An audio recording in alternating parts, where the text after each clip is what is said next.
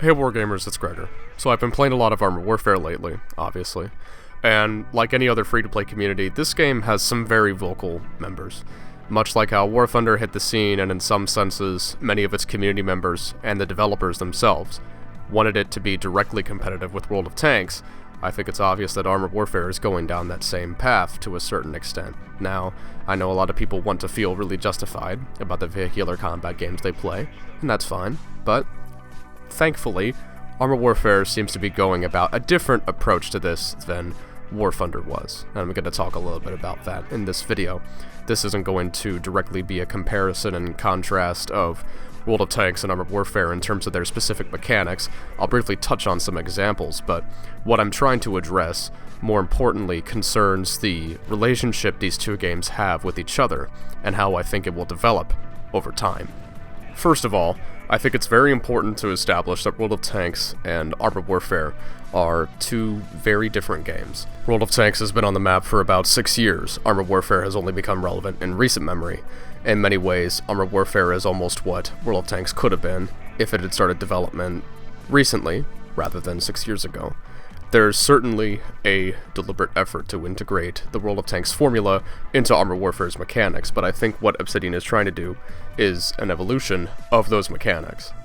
And I argue often that the two games are certainly not the same thing, especially considering how the two games are set up thematically. World of Tanks features tech throughout the first half of the 20th century. Armored Warfare features the latter half of the 20th century up to present day. So obviously the technology is going to be completely different. There's reactive armor, guided missiles, more ammunition types, more vehicle classes. Armored Warfare has wheeled vehicles that move really quick. World of Tanks has no wheeled vehicles at all.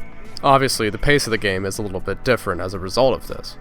Armored Warfare is also mechanically different in the sense that elements in World of Tanks that might be a bit of a secondary thing are integrated into Armored Warfare as an integral part of the mechanics, like the Sixth Sense perk from World of Tanks being a skill that you grind into, and in Armored Warfare, it's just something that everybody has. It influences Armored Warfare's game meta in a unique way, because players are deliberately making more efforts to keep from getting hit by vehicles capable of taking advantage of the vision mechanics.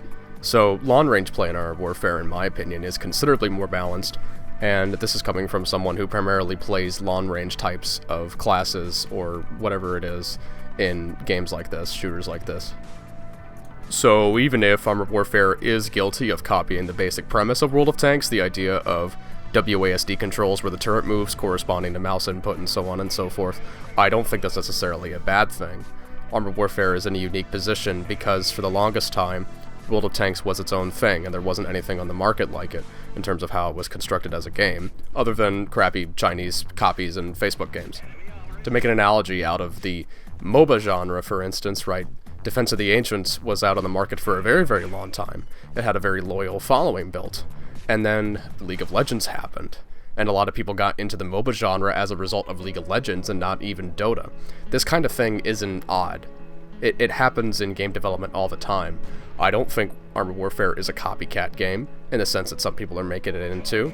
What matters more importantly than Armored Warfare being a tank game with WASD controls is how it takes the World of Tanks formula and makes it into something more dynamic and interesting. I think it's managed to do so, and the competition between Armored Warfare and World of Tanks has benefited both games significantly. Just take a look at the artillery model. How many people can you name, with the fingers on your hand, how many people do you know that have a favorable opinion of the way artillery is implemented in World of Tanks? I can't name any. And it gets some people so mad that they just want to completely remove from the game. They don't even want it in Armored Warfare. However, the negative aspects of artillery in World of Tanks that have been discussed at length for such a long time have actually helped form a more reasonable model for artillery's implementation in Armored Warfare. A main complaint of artillery in World of Tanks was that there was no means of knowing when an artillery unit had fired, so there was no avenue for the target to react. Naturally, Armored Warfare has an early warning system to mitigate that. Another complaint was that the raw alpha of artillery defeated its usage as a support unit, so SPGs in Armored Warfare are more about damaging enemy modules.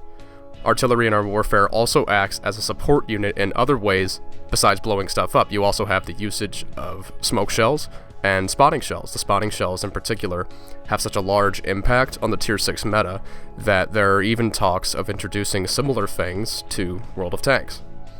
So, I think the artillery model exhibits a good case for how the dynamic between Armored Warfare and World of Tanks can ultimately benefit both games, because there's nothing wrong with a little healthy competition. There's also a particular focus in World of Tanks now to improve the game from an artistic point of view that wasn't originally there, which is great.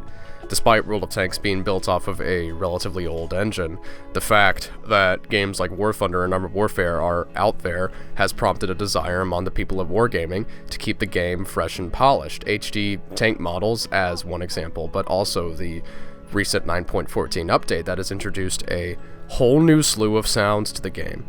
Interestingly, not only has the sound design been improved in terms of quality, but since the sound is rendered in a different manner this time around, it gives multi-core processors a bit of breathing room, which enhances game performance.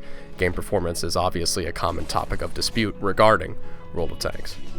So all of this shows that wargaming is aware of how World of Tanks exists in relation to other games of the same genre. It shows that they're not completely tone deaf, and one might have expected wargaming to be very stubborn and ignore any of the influence games like Armored Warfare would have on the market. I can't say anything particularly positive about wargaming's forum communities in regards to this or their PR teams, but I don't have a lot of positive things to say about most forum communities or PR teams. Ultimately, I think World of Tanks and Armored Warfare are two similar but ultimately very different games. I can understand how newcomers to this genre will be more eager to try out Armored Warfare since it has more varied aspects to it, as well as a nice coat of paint on it, but I can also understand why World of Tanks has the following that it does have. The competition between these two games can only benefit both parties involved, and I eagerly follow their developments as such, aside from the fact that I run a YouTube channel based on it. Good luck out there on the battlefield, wargamers. I'm Gregor. Thanks so much for listening to what I have to say.